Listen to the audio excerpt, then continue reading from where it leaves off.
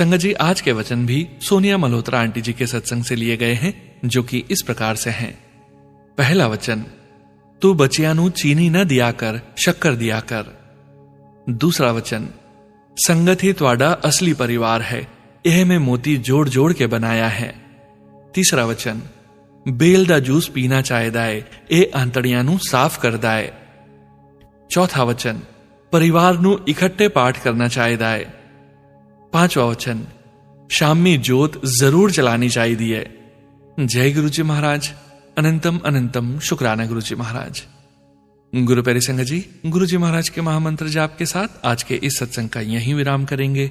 सत्संग शेयरिंग करने से संबंधित सभी जानकारी वीडियो के डिस्क्रिप्शन में दी गई है।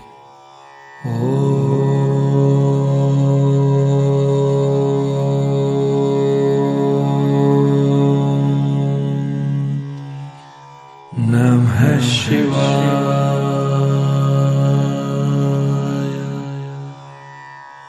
शिव जी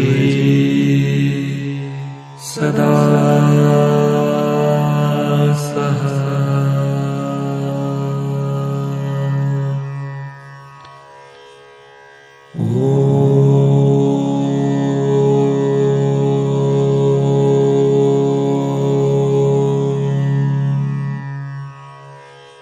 नमः शिवाय।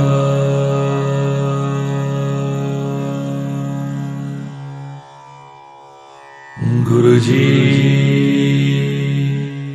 सदा सहाय। जय गुरु जी महाराज। अनंतम अनंतम शुक्राना गुरु जी महाराज।